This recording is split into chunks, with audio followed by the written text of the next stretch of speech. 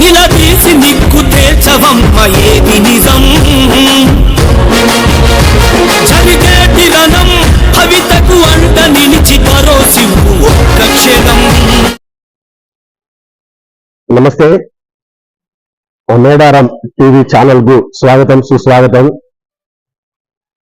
నాటి జర్నలిజం, నేటి జర్నలిజం, నాటి రాజకీయం, నేటి రాజకీయం ఏటి పోతుంది. నాడు ఒక జర్నలిస్టు ఒక వార్త రాస్తే ప్రభుత్వము సంబంధిత అధికారులు స్పందించి తక్షణమే ఆ సమస్య పరిష్కరించే కోసం జిల్లా ప్రభుత్వ యంత్రాంగం స్పందించేది. ఆ వార్త రాసిన జర్నలిస్టును అభినందించేవారు. కానీ ఇప్పుడు ఆ జర్నలిజం ఏటుపోతుంది, ఆ జర్నలిజంలో విలువలు ఎక్కడ పోతున్నాయి? ఈ అంశంపై మన దగ్గర మాట్లాడడానికి సీనియర్ జర్నలిస్ట్, ఒక 40 సంవత్సరాలుగా జర్నలిజం వృత్తిని, ప్రధానంగా జర్నలిజం వృత్తిని నమ్ముకొని జర్నలిజంలో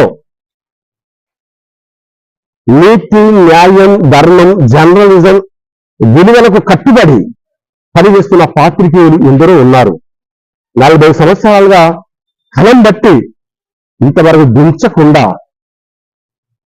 ఎన్నో సమస్యలను వెలికితీసి ప్రజలు, ప్రభుత్వ అధికారులు, రాజకీయ నాయకుల గుండెల్లో రైళ్లు పరిగిన విధంగా ఇప్పటికీ తన ప్రస్థానాన్ని కొనసాగిస్తున్న ఆదర్శప్రాయమైన జర్నలిస్ట్, కరీంనగర్ జిల్లా హుజూరాబాద్ చెందిన కోరం సుధాకర్ రెడ్డి గారిని మీకు పరిచయం చేసే కోసం ప్రయత్నం చేస్తున్నాను.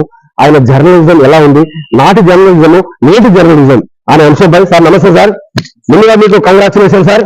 ఎందుకంటే జర్నలిజం వృత్తిలో ఎందరో వస్తూ ఉంటారు, పోతూ ఉంటారు. కానీ ఒక 40 సంవత్సరాలుగా మీరు పట్టిన ఈ కళాన్ని ఇప్పటి వరకు కూడా దించకుండా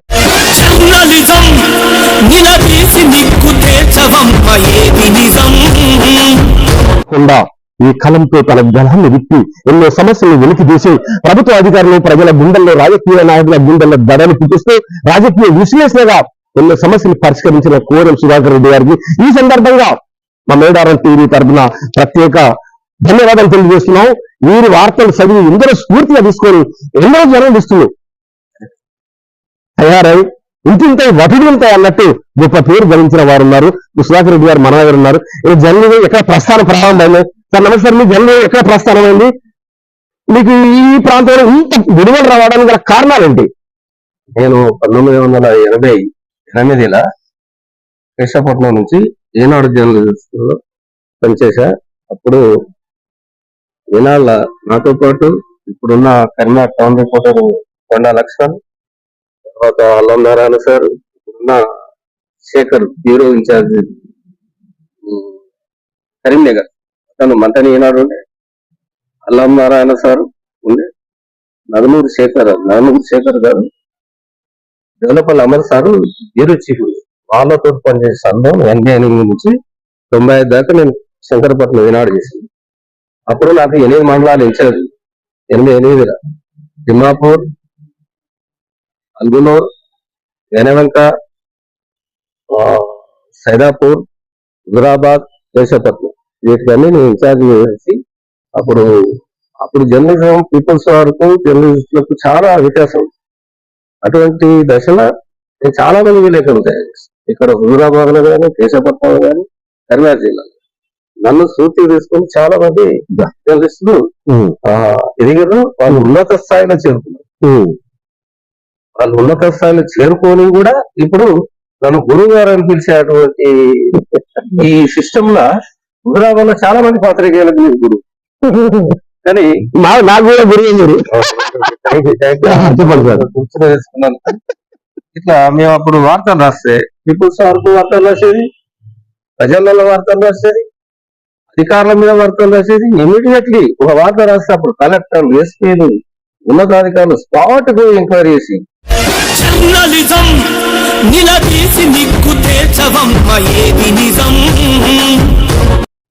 సమస్య వాడు ఎంతటోడైనా తీసి అరెస్ట్ చేసి ఒప్పు చేసినటువంటి జర్నలిజం ఇప్పుడు మానవత విలువలు కోల్పోయినాయి. సోషల్ మీడియా వచ్చింది, ప్రింట్ మీడియా వచ్చింది. ప్రింట్ మీడియా చాలా పత్రికలు వచ్చినాయి. అప్పుడు ఈనాడు, ఆంధ్రజ్యోతి, సాక్షి అప్పుడు లేదు, ఆంధ్రప్రభ, ఉదయం ఇటువంటి పత్రికల వల్ల నేను చాలా అనుభవం ఆ స్టాఫ్ రిపోర్టర్ అట్లా చేసి ఇప్పటికీ నేను 40 years నా ఎక్స్పీరియన్స్. నేను విశాఖపట్నం ఈనాడు చేసి గుజరాత్కి వచ్చిన గుజరాత్లో మళ్ళీ ఆంధ్రభూమి బ్యూరో ఇన్ఛార్జ్ చేసిన ఎకరికెరకలు చేసిన తర్వాత ఫ్రీలాన్స్ జర్నలిస్ట్ చేసుకుంటూ ఇప్పుడు వివిధ పత్రికల్లో పనిచేస్తాను. ఫ్రీలాన్స్ జర్నలిస్ట్ నేను వేరే పత్రికల్లో కాదు అన్ని పత్రికలు. మీరు ఒక్క వార్త రాస్తే తెల్లారి ఆ వార్తను స్ఫూర్తిగా తీసుకొని దాదాపు ఒక 10 కావచ్చు, 20 కావచ్చు, 30 కావచ్చు, 40 కావచ్చు వార్తలు ఇప్పుడు కూడా ప్రచురిస్తున్నట్టు మా దగ్గర సమాచారం ఉంది సార్. అంటే ఏంటి మీరు రాసిన ఆ వార్తల్లో ఉన్న ఆ సారాంశం ఏంటి? ఆ బాంబు లాంటివి రాయాలని మీకు ఎందుకు ఆలోచన మీ పట్టు ఇంకా పోవడం లేదు? జర్నలిజం నిలదీసి నిక్కు తేల్చవమ్మ ఏది నిజం. దీనికి ప్రత్యేకమైన కారణాలు ఏంటి అంటే ఇక్కడ ఉన్న ప్రజలు ఇక్కడ ఉన్న సమస్యలను వెలికి తీయడంలో ప్రజాప్రతినిధులు విఫలమవుతుంది. అయితే కొందరు మంది విలేకరుల గురించి చెప్తే వాళ్ళు ఎవరు పట్టించుకోవడం. అయితే నీతి నిజాయితీకి పేరున్నదని నాకు పేరున్న వాళ్ళు నా దగ్గరికి వచ్చి చెప్తే నేను ఆ సమస్యలను వెలికి తీస్తా అంటే కొందరికి కంటగింపు. మీరేంటి మానవ వార్తలు రాసుడు అంటే నేను విలేకరు ఉన్నప్పుడు వాళ్ళని ఎక్కడ చూడలేదు. వాళ్ళు ఇవాళ కోట్లు సంపాదించి నేను ఇదే ప్లేస్ ఉందా నాకు మీరు 800 కోట్లు సంపాదించారు. జర్నలిజం నిలదీసి నిక్కు తేల్చవమ్మ ఏది నిజం. నాకున్నది కలం, నా ప్రజల బలం. మీకు ఉన్నది కలం, ప్రజల బలం. మీకు ఉన్నది కలం, ప్రజల బలం. సరే మరి మీరు ఇప్పుడు అక్కడి నుంచి వచ్చిన తర్వాత మిమ్మల్ని ఆకట్టుకున్న వార్త ఒకటి చెప్పండి సార్. మీ ఒకసారి గుర్తు చేసుకొని ఒక్క వార్త బ్లాస్టింగ్ ఒకటి చెప్పండి. అంటే ఈనాడులో చెప్పాలా, ఆంధ్రభూమి చెప్పాలా, ఇప్పుడు ఎన్ని అంటే నేను భూ కబ్జాల మీద బాగా వార్త రాసి అధికారుల మీద రాసి భూ కబ్జాల మీద రాసిన, అధికారుల మీద రాసిన, డిపార్ట్మెంట్ల మీద ప్రతి ఒక్క డిపార్ట్మెంట్ మీద రాసి చాలా స్పందన వచ్చింది. చాలా స్పందన అంటే కొందరు ప్రత్యక్షంగా నాతో మాట్లాడిన వాళ్ళు, కొందరు ప్రత్యక్షంగా పరోక్షంగా సుధాకర్ అన్నటువంటి గ్రేట్ క్యాండిడేట్ పేరెందుకు దొరికితే కొరికి పారేసుడు అక్రమంగా జరిగిన అంటారు నిజమేనా? కొరికి పాడేసుడు అనేది కాదు కానీ అక్రమాలు వెలికి తీయడంలో నేను కొంచెం ముందుంటా అనేది ఒక పేరు ఉన్న ఉగ్రవాద ప్రాంతం. అయితే నేను ఎవరికి భయపడ, నాకు అవసరం లేదు, నేను ఎవరి దగ్గర ఆశించాను. నాకు ఇదేందో నా జీవితంలో ఇప్పటికి కూడా నేను ఒక ఇల్లు కట్టుకున్నాను. కానీ నాతోటి శోభ చేసి, నాతోటి బిజినెస్ చేసి, సైకిల్ వ్యాపారం చేసి, గిరిగిరి వ్యాపారం చేసి ఇలా కోట్ల బిల్డింగ్ కట్టి కానీ వాళ్ళ జోలికి పోతలేదు. నన్ను గెలిపితే నేను వారికి ఎక్కవలసి వస్తుంది. సరే ఇప్పుడు నాటి జర్నలిజం ఒక వార్త మీరు రాస్తే జిల్లా యంత్రాంగం కావచ్చు, ప్రభుత్వ అధికారులు కావచ్చు, రాజకీయ నాయకులు స్పందించేది చాలా గ్రేట్. ఠీక్. కానీ ఇప్పుడు అలాంటివి ఏమైనా ఉన్నాయా? ఇప్పుడు ప్రస్తుతం వ్యవస్థలో జర్నలిజం బతికి ఉంది. జర్నలిస్టులు చాలా మంది ఉన్నారు, ఇంకా వినోలతోటి కట్టుబడిన విలేకరులు ఉన్నారు, అందరూ ఉన్నారు. దానికి ఇప్పుడున్న ఉదాహరణ ఏంటి అంటే హుజరాబాద్ లో చాలా మంది విలేకరులు వార్తలు రాస్తుంది అక్రమ కట్టడాలపై కానీ, అక్రమ విచారణలు కానీ, అవినీతిపై. దీని మీద ఇప్పుడున్న ప్రస్తుత కలెక్టర్ సత్పతి తొమ్మెల గారు, సిపి మహేంద్ గారు, ఇప్పుడున్న ఆడియో గారు ఎవరు గారు చాలా స్పందిస్తారు. దానికి స్పందించిన అధికారులకు కింది స్థాయి సిబ్బంది సహకరిస్తుంది. జర్నలిజం నిలదీసి నిక్కు తేల్చవమ్మ ఏది నిజం. దీని మీద కొద్దిగా అసంతృప్తి ఉంది ప్రజలు. అంటే ఒక రాజకీయ నాయకుడు తప్పు చేస్తే వాళ్ళు ఏమైనా వార్త రాస్తే వీళ్ళు అక్కడ దానికి సంబంధించిన అధికారులకు కాంప్రమైజ్ అయ్యి ఈ వార్త మాది మీరు స్పందించరు అని చెప్పిన దాఖలాలు ఉంటాయా ఈ రోజులలో కూడా? ఈ రోజులలో ఉన్నాయి. ఎందుకున్నాయంటే మేనేజ్మెంట్, రూలింగ్ పార్టీ ఎవరుంటే వాళ్ళకి సపోర్టెడ్. ఇది నా వెంచర్, ఇది లేకపోతే నా ఇల్లు, లేకపోతే నా భూమి, నా ప్లాట్. కాబట్టి దానికి కొందరు అధికారులు వింటారు, కొందరు అధికారులు వినడం. రాజకీయ విలువలు ఎలా ఉన్నాయి సార్? రాజకీయ విలువలు పతనమే. ఇప్పుడున్న వెనకట ఒకసారి దామోదర్ రెడ్డి తోటి పనిచేస్తుంది, రామచంద్ర రెడ్డి మాజీ ఎమ్మెల్యేతో పనిచేస్తుంది, 4 ముఖ్యమంత్రులతో నేను భోజనం చేసిన, 30 మంది మంత్రులతో నేను గెట్ టుగెదర్. కానీ అప్పటికున్న విలువలు ఇప్పుడు చాలా దిగజారి. ఎందుకంటే రాజకీయ నాయకులకి ఏంటంటే వానికి ప్రచారం చేసుకోడు కావాలి, డబ్బిచ్చుకోడు కావాలి, కానీ వాడు చేసిన అవినీతి గురించి సపోర్ట్ చేయరు. దీనివల్ల ప్రజలల్లో మార్పు కోరుకుంటారు. జర్నలిజం అంటే నా దగ్గర వాడు మీ దగ్గర వాడు తప్పు చేసింది అనుకున్నాం, అక్రమం చేసింది అనుకున్నాం, దోపిడీ చేసినాము, ఇతరత్ర ఏదైనా చేసినాము, మీ దగ్గర మీ కుడి విధం లాంటి వాళ్ళు అలాంటివి చేసినప్పుడు మీరు వార్తలు రాస్తారా ఊరుకుంటారా? ఖచ్చితంగా రాస్తారు. జర్నలిజం నిలదీసి నిక్కు తేల్చవమ్మ ఏది నిజం. జర్నలిజం అనేది నేను జర్నలిజం చేసినప్పుడు పున్న జర్నలిస్ట్ చాలా మంది లేరు. ఇప్పుడు నాతోటి ఎదిగి నాతోటి వాళ్ళు కూడా ఇప్పుడు రాస్తుండ్రు. అయితే నాకు నా తమ్ముడు జర్నలిస్ట్, నా బామ్మడి జర్నలిస్ట్, నేను వార్త రాద్దంటే నాకు మరో జర్నలిస్ట్ చెప్పినట్టే మరిగా విలువలు ఎందుకు నాకు. వాడు కూడా ఇంకో విలేకరు తప్పు చేయదు కదా. కాబట్టి విలేకరులైనా ఎవరైనా కట్టుబడి ఉండాలి. పత్రికా స్వేచ్ఛ అనేది పత్రికా స్వేచ్ఛ. ఈ గత ఒక 2-3 సంవత్సరాల నుంచి చూస్తే ప్రధానంగా మీ వార్తల్ని భూ కబ్జాలపై, అక్రమ కట్టడాలపై, అనేక రాజకీయ సమస్యలపై గతంలో ఉన్న రాజకీయ విశ్లేషణాత్మక వార్తలు కూడా రాస్తున్నారు కదా. అంటే భూ కబ్జాలపై వార్తలు రాస్తే భయపడే పరిస్థితులు కదా. అంటే ఒక మీరే వస్తున్న ఇతర వాళ్ళు కూడా రాయడం లేదు. దానికి కారణం ఏంటి? ఒకటి కారణాలంటే 1,00,000 కారణాలు ఉంటాయి మనిషి. జర్నలిజం అనేది కట్టుబడి ఉన్నోడు ఖచ్చితంగా ప్రజల సమస్యలను వెలికి తీసి కూడా జర్నలిస్ట్. పెన్షన్లుగా ఓనర్లకు, రాజకీయ నాయకులకు భయపడినప్పుడు జర్నలిస్ట్ కాదు. అమ్ముడు పోయేటువంటి పరిస్థితి ఇవాళ కొంత జర్నలిస్టుల మీద ఆరోపణలున్నాయి. అది వాస్తవం కాదు అని కొన్ని పత్రికలు రాస్తున్నాయి హైదరాబాద్లో, కొన్ని రాయడం లేదు. దానికి అది ప్రజలు చూస్తారు. వార్త ఎవడ రాస్తుంది, ఎవడు రాస్తలేడు, ప్రయాణం చేస్తుంది, ఎవడు జర్నలిస్ట్. జర్నలిస్ట్ దాడుల గురించి మీ అభిప్రాయం సార్? జర్నలిస్టుల మీద దాడులు చేసుకోవడం అనేది బాధ్యత కాదు. వాళ్ళ మీద దాడులు చేస్తే ప్రతి దాడు మేము చేస్తాం. జర్నలిజం నిలదీసి నిక్కు తేల్చవమ్మ ఏది నిజం. వాళ్ళకు డబ్బు ఉండొచ్చు, మాకు కలం పవర్ ఉన్నది, కలం పోటు ఉన్నది, మా అధికారుల అండా ఉంది. ఏ ప్రభుత్వం అయినా జర్నలిస్టులకు సపోర్ట్ చేస్తుంది తప్ప జర్నలిస్టులను విస్మరించే ప్రభుత్వం లేదు. గత 10 సంవత్సరాలు టీఆర్ఎస్ పార్టీ అధికారంలో ఉన్నప్పుడు సార్ అంటే జర్నలిస్టులకు 10 సంవత్సరాలు టీఆర్ఎస్ పార్టీ అధికారంలో ఉన్నప్పుడు విలువలు లేవు అనేది ఒక టాక్ ఉంది. జర్నలిజం మీ comment sir? Government Telangana TRS ఇప్పుడు బీఆర్ఎస్ మార్చింది. మేము తెలంగాణ కోసం ఢిల్లీకి పోయాను. హైదరాబాద్ నుంచి ఒక 40 మంది విలేకరులు మొత్తం కరీంనగర్ జిల్లా నుంచి స్పెషల్ ట్రైన్లో పోయాను. మాకు ఇళ్ల స్థలాలు ఇస్తా అన్నది గవర్నమెంట్, ఇళ్ల స్థలాలు ఇవ్వలేదు. విలేకరుల మీద కేసులు పెట్టి చాలా ఇబ్బంది పెట్టింది టీఆర్ఎస్ గవర్నమెంట్.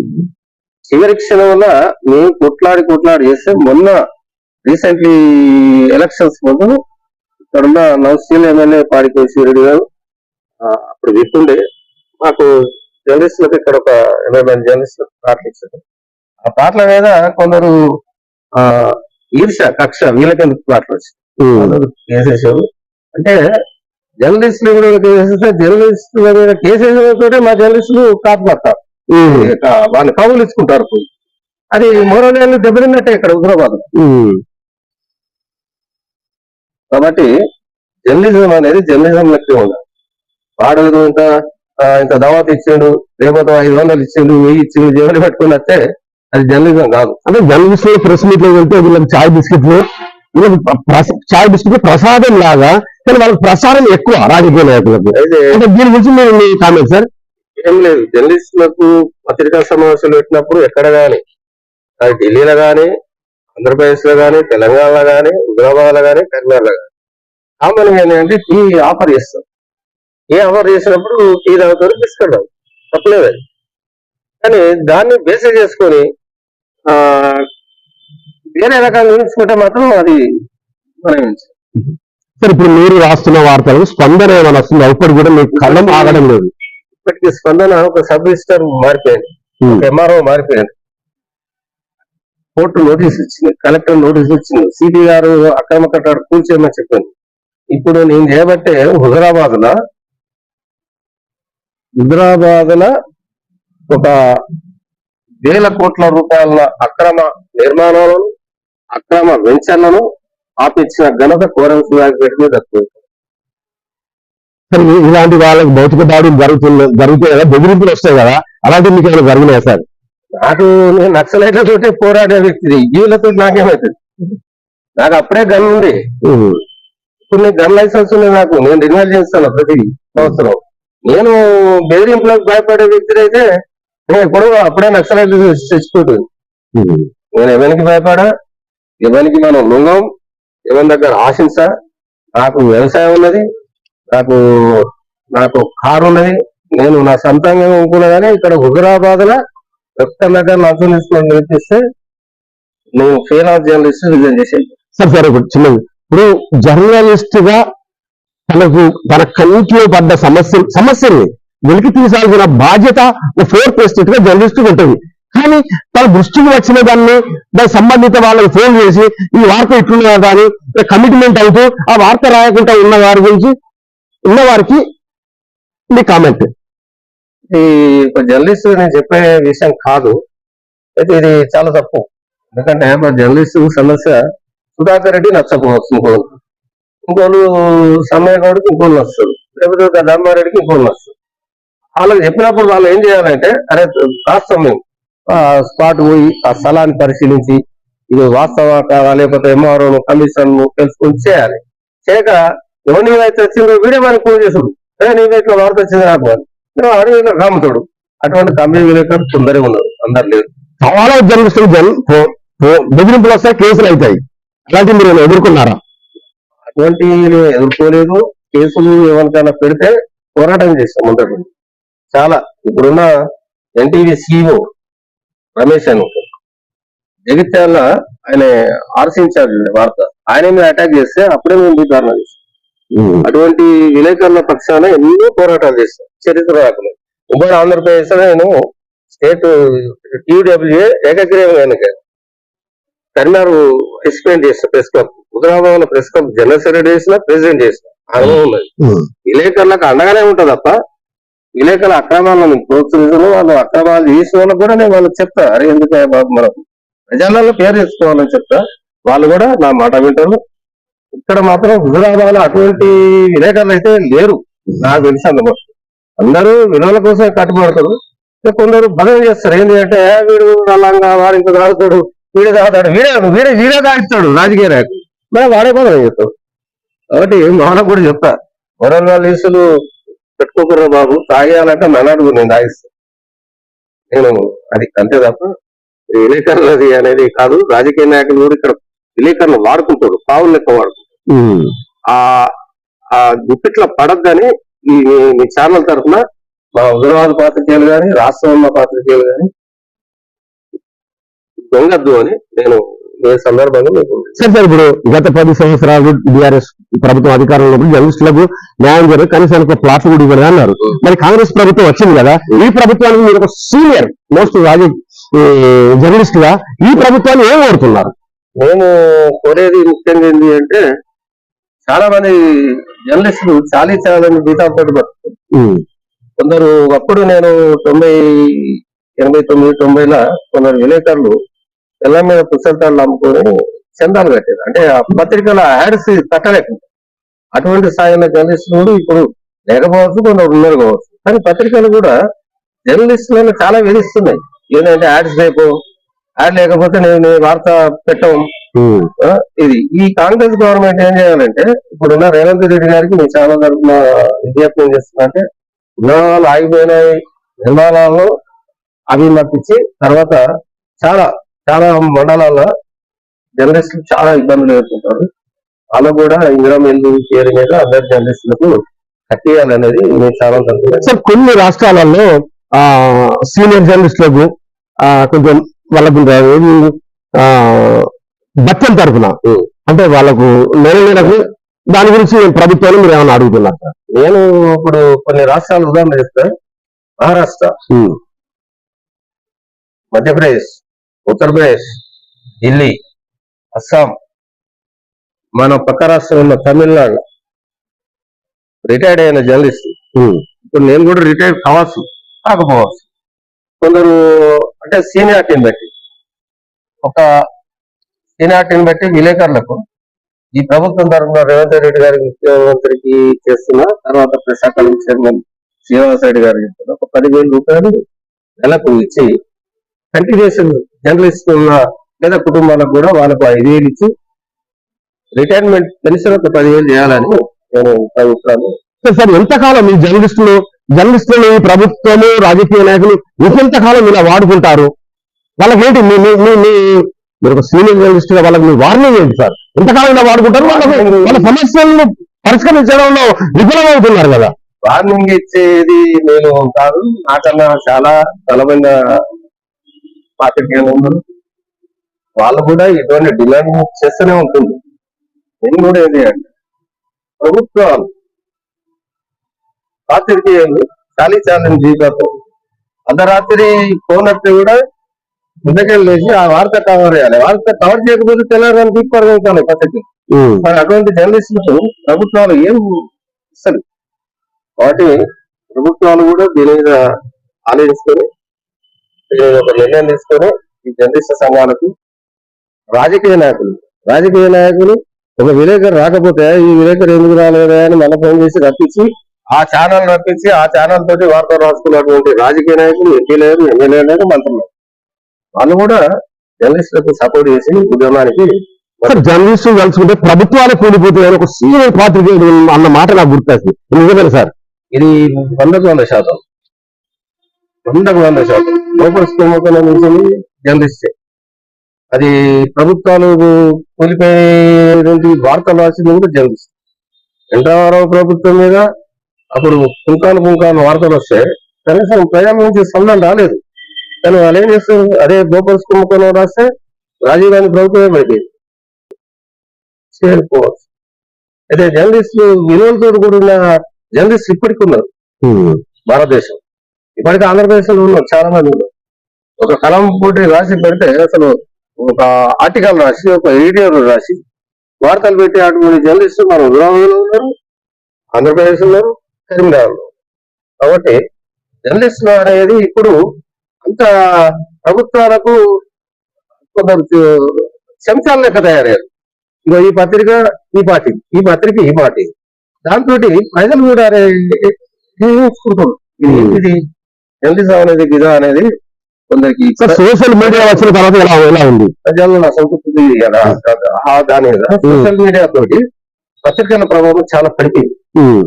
సోషల్ మీడియా అనేది ఇప్పుడు భారతదేశంలో ఒక చర్చలో సుప్రీంకోర్టు కూడా సోషల్ మీడియాని అరికట్టలేము. ఎందుకంటే సోషల్ మీడియా అనేది వ్యక్తిగత స్వేచ్ఛ భావాలు వాళ్ళు వ్యక్తం చేస్తారు.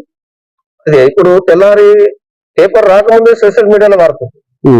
దానికి ప్రజలు బాగా అలవాటు పడతారు. ఆ సోషల్ మీడియా కొన్ని నిజాలు ఉన్నాయి, కొన్ని అబద్ధాలు.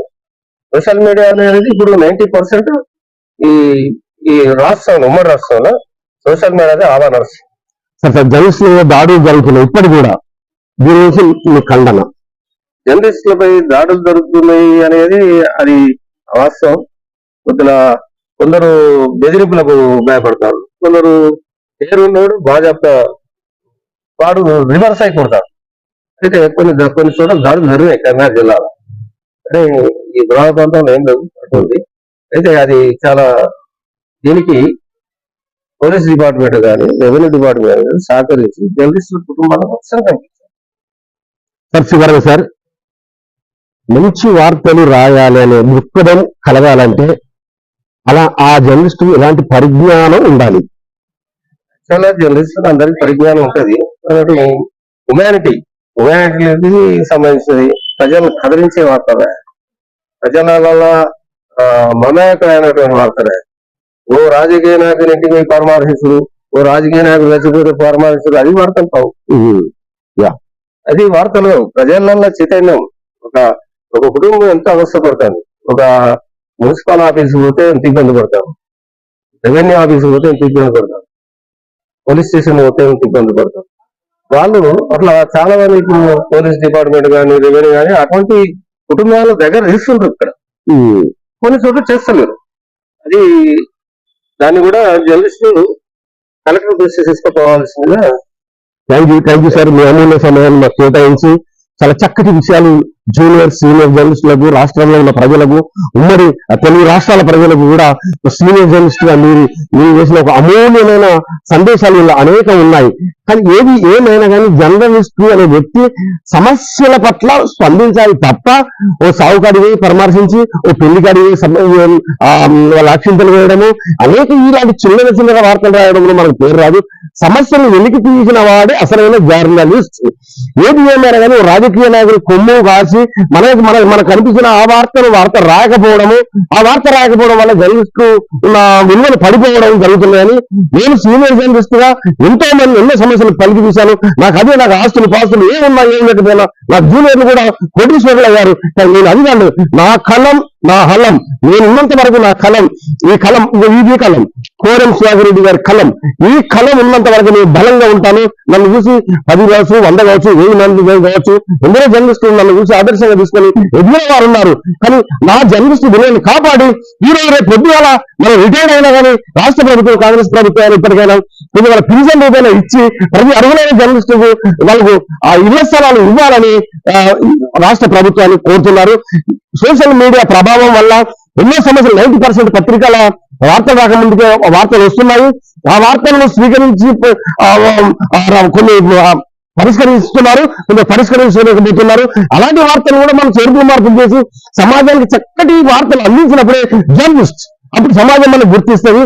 ఇలాంటి చోట మోటా వార్తలు రాసి మనకు గుర్తింపు రాదని, ఇంకా వారి అమూర్యులైన వారి అనుభవాన్ని ఎన్నో సమస్యలు పరిష్కరించిన అనుభవాన్ని ఈ పెన్నుతో రాసిన వార్తల్ని కదిలించిన వార్త కలెక్టర్ కావచ్చు, ఎస్పీ కావచ్చు, పోలీస్ డిపార్ట్మెంట్ కావచ్చు, రెవెన్యూ డిపార్ట్మెంట్ కావచ్చు, అగ్రికల్చర్ డిపార్ట్మెంట్, ఎన్ని డిపార్ట్మెంట్ లో కోరం సుధాకర్ రెడ్డి ఆయన కలం పట్టినట్టు ఒక సమస్య గురించి రాస్తాడు తప్ప పొగిడే వార్తలు రాయుడు అనే ఒక పేరు గడించారు. కోరం సుధాకర్ రెడ్డి వారి అమూల్యమైన సమయాన్ని మగ్గించి నేను హైదరాబాద్ లో వారి అనుభవాన్ని మా మేడారం టీవీ ఛానల్ చెప్పినందుకు వారికి మా మేడారం టీవీ ఛానల్ తరఫున ప్రత్యేక ధన్యవాదాలు తెలిపిస్తున్నాం. వీడియో జర్నలిస్ట్ జగన్తో సమ్మయ్యగౌడ్, కరీంనగర్ జిల్లా హైదరాబాద్ నుండి. నమస్తే. జర్నలిజం నిలదీసి నిగ్గు తేల్చవమ్మ ఏది నిజం.